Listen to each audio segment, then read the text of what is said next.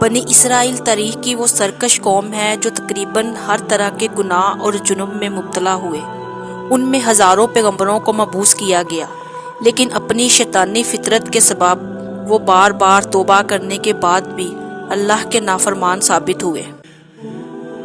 پیغمبروں اور کتابوں کے انکار سے لے کر نبیوں، رسولوں اور صالحین کو قتل کرنا بنی اسرائیل کا بدبخت جرم تھا، جسے وہ ہر دور میں کر رہے تھے۔ فتنہ اور فساد پھیلا کر شریعت کا مذاق اڑا رہے تھے۔ لیکن ان تمام برائیوں اور گناہ میں ایک ایسا گناہ شامل ہے جس کی وجہ سے بنی اسرائیل نے اپنی تاریخ کو ہی مسخ کر دی اور اللہ کے سچے بندوں کی شخصیت کو داغدار کرنے کی کوشش کی۔ دراصل بنی اسرائیل کے قاضی اور علماء نے اللہ کے بھیجے ہوئے نبیوں اور پیغمبروں پر طرح طرح کے الزام اور بہتان لگائے، یہاں تک کہ انہوں نے اپنی کتابوں میں پیغمبروں کے واقعات میں رد و بدل کر دی اور نبیوں کو نعوذ باللہ جھوٹا اور گناہ گار بدنیت ثابت کرنے کی کوشش کی، جسے اللہ نے قرآن مجید میں تردید کرتے ہوئے فرمایا، بعض اہل کتاب اس بات کی خواہش رکھتے ہیں کہ اگر تم کو گمراہ کر دیں، مگر دراصل یہ اپنے آپ کو ہی گمراہ کر رہے ہیں۔ اسی طرح ایک مقام پر فرمایا، ہم نے ان لوگوں پر لعنت کی اور ان کے دل سخت کر دیے، وہ اللہ کی باتوں کو ان کی جگہ سے بدل دیتے ہیں اور انہوں نے ان نصیحتوں کا بڑا حصہ بھلا دیا جو انہیں کی گئی تھی۔ لہٰذا بنی اسرائیل نے تورات، زبور اور انجیل میں موجود اپنے نبیوں کی شخصیت کو بگاڑنے کے لیے ان کی طرف جھوٹے واقعات گھڑنے شروع کر دیے، ان پر طرح طرح کے بہتان لگائے۔ انہی الزام اور بہتان میں ایک بہتان حضرت داؤد علیہ السلام پر لگایا گیا، جو اللہ کے ایک جلیل القدر پیغمبر اور بادشاہ تھے۔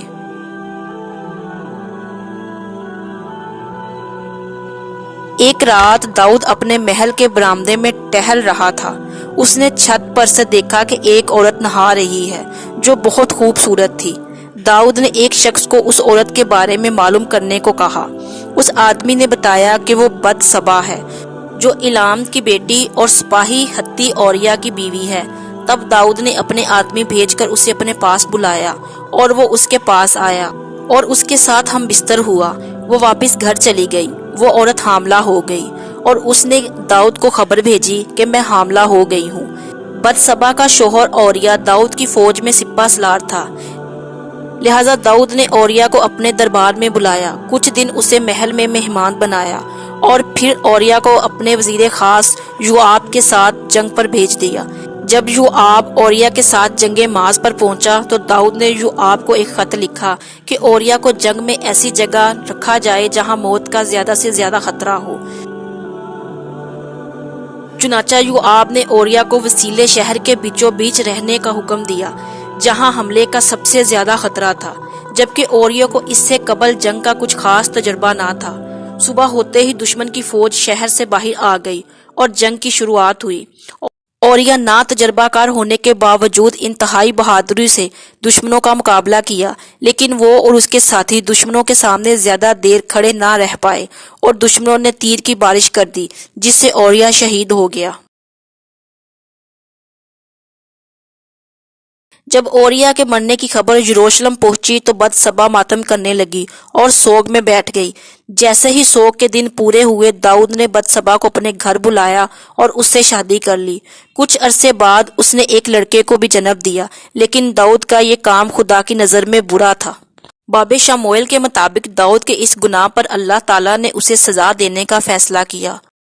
ان دنوں ناطق نبی جو یروشلم میں تھے، وہ اللہ کا پیغام لے کر داؤد کے پاس آئے اور داؤد سے کہا، اللہ تعالیٰ کہتا ہے کہ میں نے تجھے مقام و منصب عطا کی، تجھے یروشلم کا بادشاہ بنایا، تب بھی تو نے یہ گناہ کیا۔ میں تو تجھے اور بہت کچھ دینے والا تھا، لیکن تو نے خدا کی نافرمانی کر کے یہ برا کام کیا۔ تو نے ایک شخص کو مروایا، اس لیے میں عذاب تیرے گھر میں ڈالوں گا۔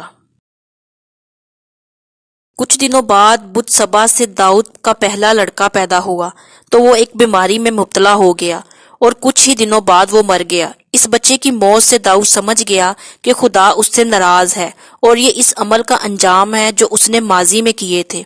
بچے کی موت کے بعد داؤد نے روزہ رکھا اور خدا کے سامنے سجدے میں گر پڑا۔ وہ پچھتا رہا تھا اور خدا سے معافیا مانگنے لگا۔ داؤد نے سچے من سے ایماندار ہو کر اپنی غلطی کو خدا کے سامنے تسلیم کیا اور توبہ بھی کی۔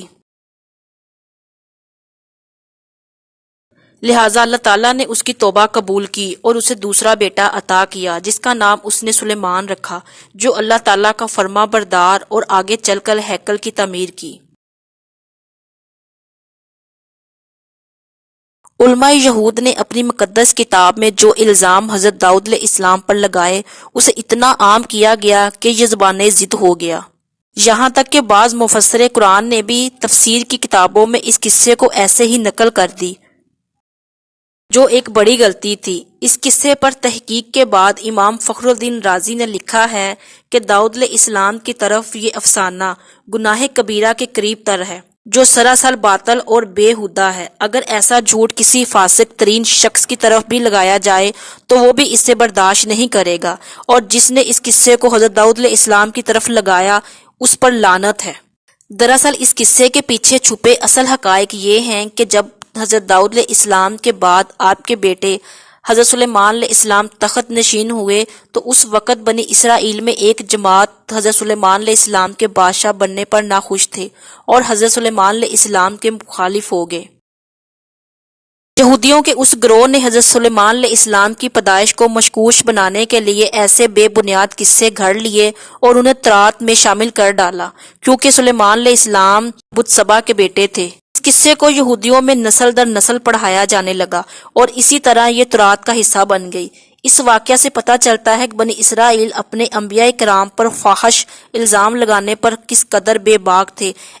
ایسی چیزیں جو ایک عام شریف آدمی کی طرف الزام لگانے میں جرأت نہیں رکھتا، بنی اسرائیل اپنے نبیوں اور صالحین پر لگا دیا کرتے تھے۔ جب حضرت محمد صلی اللہ علیہ وآلہ وسلم پر قرآن مجید نازل ہوئی تو اللہ تعالیٰ نے اس من گھڑت اور بے ہودہ قصے کی تردید کرتے ہوئے قرآن مجید میں آیات نازل فرمائی، جو کچھ یوں ہے: ہمارے بندے داؤد کو یاد کرو جو بڑا طاقتور تھا، بے شک وہ رجوع کرنے والا تھا۔